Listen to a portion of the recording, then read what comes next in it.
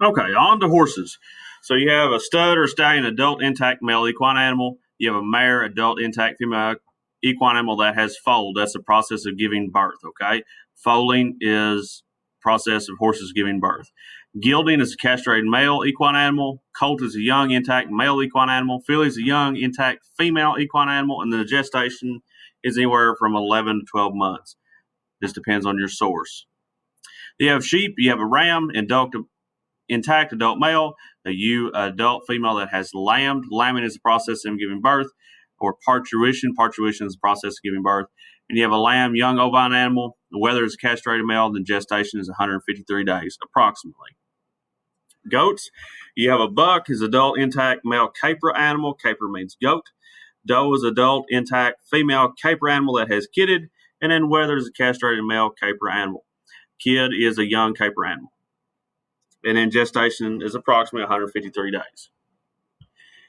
In swine, a boar is an intact male porcine animal. A sow is an adult intact female porcine animal that has farrowed, and a pig is a young porcine animal. Barrow, castrated male porcine animal, and then a gilt young intact female porcine animal that has not yet farrowed. Farrowed is the process of giving birth.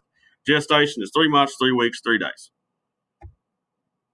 And then in chickens, you have roosters, adult intact male poultry animal. Hen, adult intact female poultry animal. Capon, castrated male poultry animal. Chick, young poultry animal. And then a flock is a group of chickens.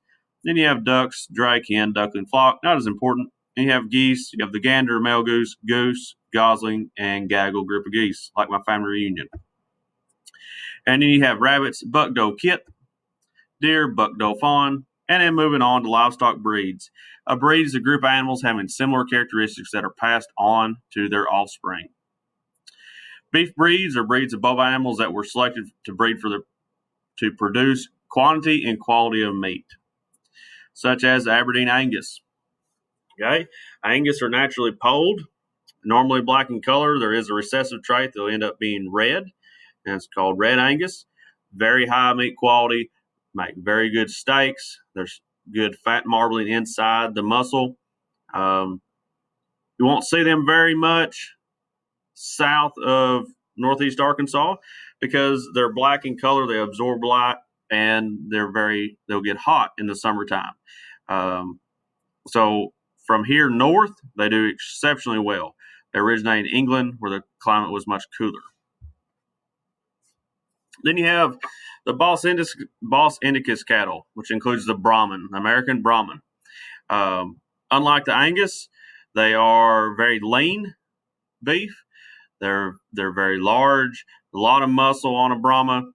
And I guess I should mention that most of the cattle that we breed in a production standpoint will be what we call commercial cattle, and they'll be mixed breed.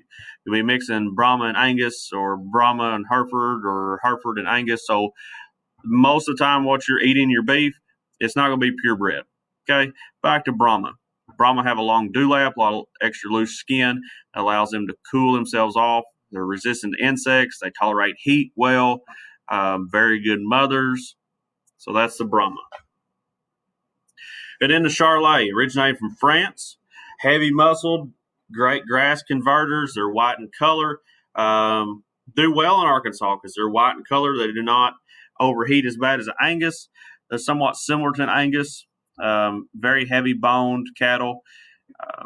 Do very well. One of the issues is with the white face and pink around their eyes, they will develop pink eye from the flies being attracted to their face. And then the Hereford. Hereford is a cattle red in color with white face. They may have white down the back or down their stomach. Very docile, very gentle. They're fast-growing cattle with good beef quality, but they also have that pink eye issue there.